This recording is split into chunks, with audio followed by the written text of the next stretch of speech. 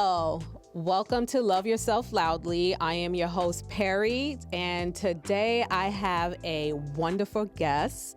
His name is Jonathan, and I am so honored to have him here on my platform.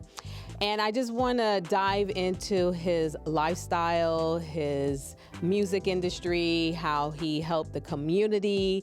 So, Jonathan, I just want to say welcome. How are you doing today? First, thank you for having me. I appreciate it. We have coordinated with the sage green, which is a trending color. I know, right? Isn't it crazy? Totally accidental, but clearly this is, what real people do. Hey, that's what I'm talking about. So respect. Also, I just want to disclose, I noticed I have like this white stain. Oh my goodness. On my, it's from my shoe. So I'm gonna cross my legs. So guys, don't worry about that. It's okay, cross your legs. Yeah, cross.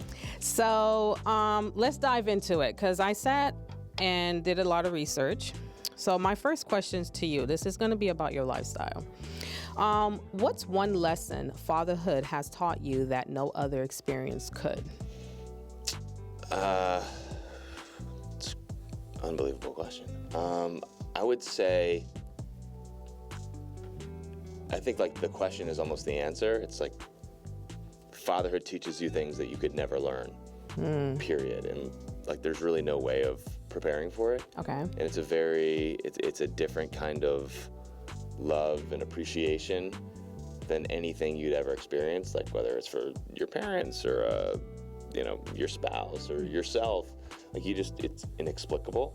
And or work, right, or a passion, like it puts all of that stuff in perspective. And like, I used to be a heavy workaholic. Okay. And I still love being productive and doing things and creating, but like you wouldn't in a million years have been able to get me to shut off my phone after 6 o'clock. Oh. Before. I mean, I was working, 15, 16-hour days and had that whole like hustle mentality. That was before the kids, or that was even before. after? And the second I had a kid, I mean, phone's off at 6 o'clock for the most part, right? Okay. Something crazy happens, you got to pick it up, but family's always first. I like that. Yeah, so. But there's a lot of men does not understand that dynamic. Some people, they just like to work 24 hours on the clock, even though there's kids involved. So what can you help these gentlemen who has kids and who's working 24 hours on the clock, like how can they balance the two? Yeah, I mean, you say it's a balancing act, like everyone's like work-life balance. Like, well, because most men do more working than taking care of their kids, and they feel like, oh, well, the mother is here, so she could be responsible to be taking care of the the child and stuff like that. But sometimes the kids need that father figure. So what can you what kind of advice can you give these gentlemen out there? Like, okay, even if you have kids and you're a workaholic and you want to make money and stuff like that, how can they balance the two? Yeah, I don't think there's a one size fits all. Like, I think it's very important, like when you look at the dynamics in play, okay, right? You're at all points in time being judged, right? By yourself, by your spouse, by the community, by, your colleagues, your clients, whatever it is, and also your child, right? So you have to be a representation of whatever you believe the best light is, and you got to be honest with yourself too. So for me, work was always a way of validating myself, and I think it is in many ways for a lot of people. And don't get me wrong, there are people that are very passionate about what they do. There's nothing wrong with that. In fact, it's great. Okay. But I also feel it can act as an escape sometimes. And I told my wife, I've been married twice, right? And that'll be it. Oh, that'll be it. That'll be it. I'm on the second marriage and it's great. I'm just saying. Okay, that's good. I'm happy for you. I'm happy. This is best and final, and now we're on maintenance, right? But like when you have somebody else that's important to live for, or like your personal life is great, like you want to be working less. That makes sense. And I'm not saying that's general. That was just for me. Like I want to be working less because I want to be spending more time with my family. Okay, so that makes sense. So I do understand where you're coming from. And the more time you spend with your family, generally the better that dynamic is. The less time you spend with your family, the worse that dynamic typically is. And when it becomes a problem, you want to get away from it, because the tendency for most people is to run away from problems. And they become problems if you don't attend to them. It's the same as anything with work. right? Anxiety comes from the things that we haven't done, not usually the things that we're on top of. Even if they're not going well, if you know what's going wrong, generally don't have a lot of anxiety about it because at least you understand what's going on. Anxiety comes from things you don't understand. So when your family becomes something you're less familiar with, it's easy to escape into the things that you're very familiar with. And for men, a lot of times, work can be that thing, and there's a sense of purpose and validation and societal thought that work is okay to be spending your time with, and it is.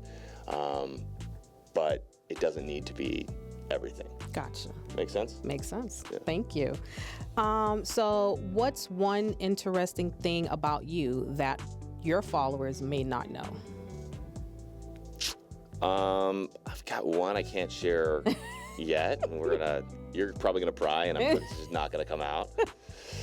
I'm just, because I've been looking at your page and I see a lot of things that you're doing. So I feel like there's something a little bit down in your little heart that a lot of people don't know about you. And I just wanted to know, like, what can you tell them? Well, I'll answer the question, but I'll ask you what makes you. Well, your sense of humor, your personality. I feel like you're very bubbly. You're very, like, I just noticed that he likes to rap. I do like to rap, yes. And he does help a lot of people in the community. I did do a lot of research on that, especially for the students and stuff like that. Sure. It's like you're trying to teach them for the, create contents and stuff like that. And, I appreciate that from you for helping the younger generation to become who they need to become right now in this generation. I see that you are a loving father. I see the way you interact with your kids. I see the way, like, you've been talking about your wife. Sure. I feel like there might be a little bit more that maybe there's something that the father doesn't know about you. Yeah, I mean, look, I think society made all this shit up, right? Like, we made up money, we made up career paths, we made up what's important and what isn't important. Okay. And now with the evolution of social media and how prevalent it is, you've got influences coming at you from all over the place, right? And we used to have a system where you would need to get credentialized in order to be looked at as a thought leader in something or a respected source for information. Correct. And now people can kind of pick and choose and say, no, that's bullshit, I'm going to listen to this, or this echo chamber that's literally created by an algorithm is more aligned with what's already comfortable for me, so I'm just going to choose to perpetuate this this world that I've constructed in my head, right? And I think that's dangerous. And back to my first comment, I think it's also bullshit. So, I've been exposed to the entertainment industry, the hospitality industry. I've been in business for a long time, the construction industry, education. And I feel like there's just ways that are, I think, part of the benefit of having a diverse experience in a number of things. And I was in sports for a long time as well, is that when you're in these worlds, you believe that is the world. You believe that the constructs within these microcosms of how things occur is the way. And then when you step out of them, you're like, holy shit, there are different ways of doing things. And no one gave a fuck about these things that I thought were so important, and it's so enlightening and empowering too. And a lot of people spend their whole lives in one of those little microcosms of a world and therefore believe that this is the way. And I think it's very important to diversify your experiences in many industries to have perspective that can be beneficial in whatever your, different worlds may be. So how do you define success in this season of your life, and has that definition changed over time? So interestingly enough, I'm leaving to record a music video right after this. Oh. Yeah. Oh shoot. And I'm not saying that's success. That's not the answer. But I was getting proud. Can't wait to hear the music. It's a good tie-in. So thank you for setting this up. But the song's called Back to the Future. Back to the Future. Okay, and it's about coming to realize, about being, let's call it, middle-aged, or like having a midlife crisis, and realizing that all of these things that you thought defined success when you were younger aren't the way that you thought they were going to be, and life didn't pan out the way that you thought it would. And it's like you've met some of your heroes and you've seen behind the curtain, and you come to this realization, like, holy shit, all these things that I thought were important before, that I set my life up to accomplish, don't matter. And the first line in the song, or I think it's like the third line in the song, is, what is success? What does I made it even mean? Fuck a goal if I can't enjoy the moments in between. Damn. So I don't know what success is. I think you have to define that for yourself. And I think that you become extremely vulnerable if you create your construct of success based on what society is telling you. Because that's coming from other people who made shit up or have their own perspectives. Like, it's your own responsibility, which is very empowering, to define what success is. Wow. I like that, because, you know, I'm in the same predicament as well. You know, I'm not a rapper or anything like that, but it's the same concept with me, with my business. You know, a lot of people, you look at the world, you be like, maybe I could change this or that, or maybe I could have people to understand my dynamic, what I'm trying to do, and people do not like have the faith, or they don't trust. For me, I'm just saying, for my business, like, I'm trying to build a podcast. I'm trying to build a community. I have like a yoga outfit set that I'm bringing out there. I'm trying to. It's cute, girl, by the way. Oh, thank you. So, and then, you know, I'm trying to help people in the health industry. And, you know, a lot of people, when they see you're doing so many different things, and, you know, they might have faith in you, or they kind of trust you or whatsoever, but the same token, they'll be like, I don't think this person's going to make it that far. Or, I feel like she's there, but she's not there. Or people just start asking you for money. Oh, like, give me $2,000-$3,000 and I could help you to invest, or I can help. Yeah, especially in this town. Oh, yeah, well, this town. Yeah, I get it. You got grifters left and right. But so it's interesting. So, like, I'll take it to, so I'll draw a parallel between what I believe to be the things that you're trying to do, which sounds like it's outside of your primary focus, right? And me transitioning into education and making a hip-hop album, okay? Like, in my mind, I have a reputation, which is arguably a pretty good reputation, right? If I do say so myself, in construction and real estate. I've been doing it 13 years, done some pretty impressive projects, I've got great relationships and pretty established, right? And I value that tremendously. It's provided great opportunities for me and my family, right? And I have to respect that when I go and decide to make a hip hop album, really for myself, right? I'm not making it, you know, Is it just like a hobby for you? So I'm a little weird. So I can't do anything exclusively as a hobby. If I do something, I have to, in my own head, be excellent at it and prove that I can be one of the best. I was the same way with sports. In my business, that for me was very important to establish myself as one of the best professionals. And now in music, you know, it's much harder than I thought it was going to be. And to me, that was a challenge. And now, arguably, I'm producing what I think is an exceptional product. Okay. And I'm super biased. Like, I recognize that. But I think objectively, I've got enough sources now where I believe I'm onto something. But it's taken years. Oh. So, to answer your question, though, a lot of, if you gauge success off of what other people are saying or thinking, like, you will always be let down. That's been my experience. I think you truly know, your gut is telling you if you're doing a good job or if you're not, right? And sometimes we deliberately don't look at the bad parts, right? And you're like, oh yeah, that was great. And you assume that, and they're called blind spots, and you assume that other people don't see these things that you believe are not good qualities about yourself or the product or your business or whatever, and they do. They might not say anything, but they do, right? Ultimately, you know if you're doing something that's exceptional or not. And that's kind of always been my gauge. Okay.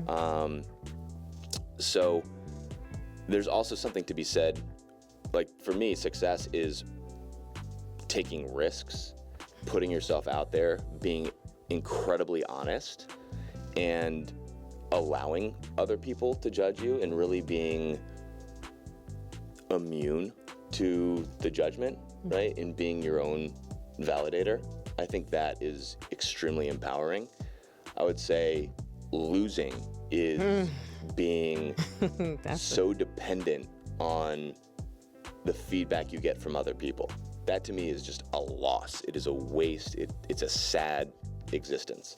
I think that's what I've been through years, but now I kind of understand, like, I am my own person. I only think what's best for me, and I can't just validate what other people think about me, and then I'm just so worried about, oh, this person doesn't like this, let me just stop, or this person said this is no good, let me just don't do it. So now I have learned, like you said, you have your own vision, your own thought process, and you see the goals that might happen down the line, so you be like, you know what, you got to take a risk.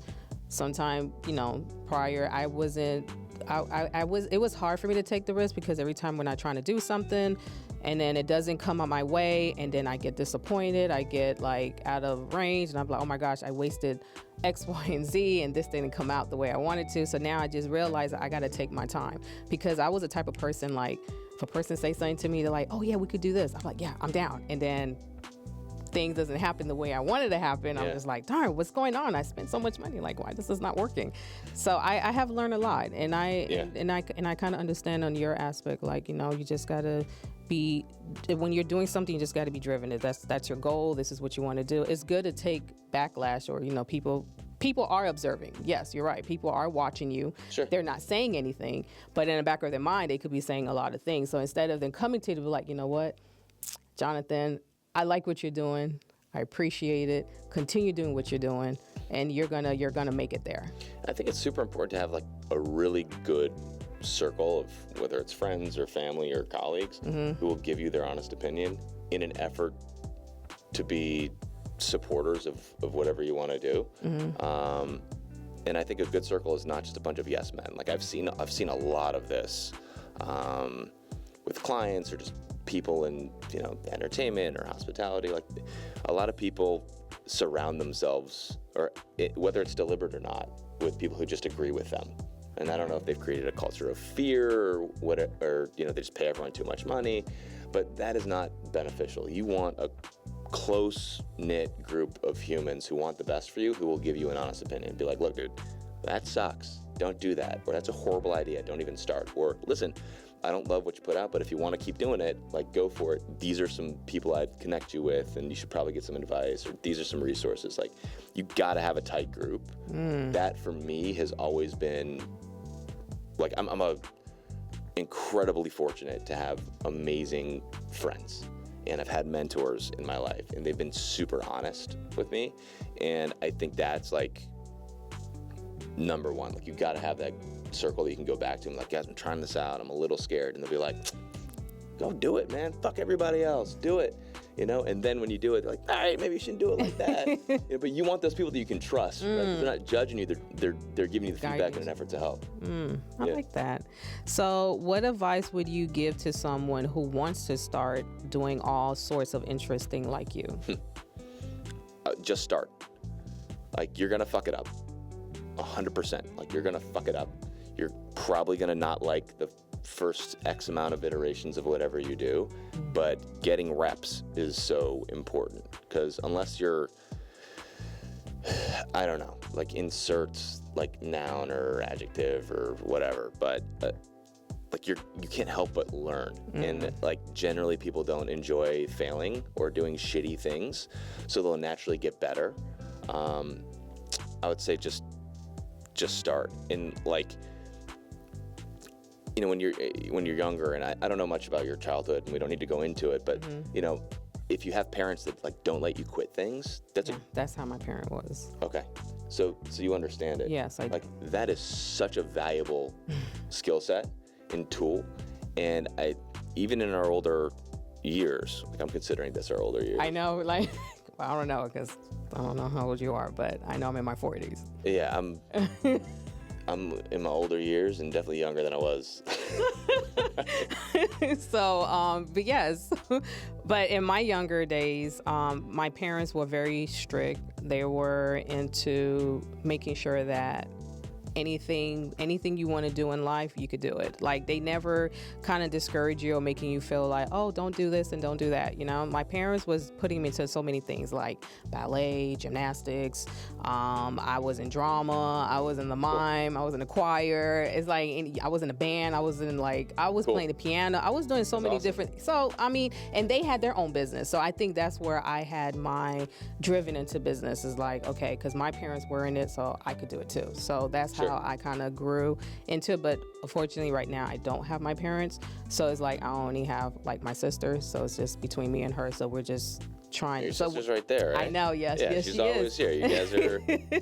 So it's like that's the only That's incredibly supportive. valuable. So that's the only supportive that I get so far is really from my sister. Like she could just look at me and be like, "Oh, don't do that." Like, "Woo, you're Yeah, messing and you up." better tell her the truth too. And it's good that you got someone. That I mean, as a sister, like you can't like blacklist a sister, right? And be like, all right, we're not talking anymore. Like you're stuck together, right? So I never had siblings, so for me it was always friends. Like and my parents, long story, but very different from me.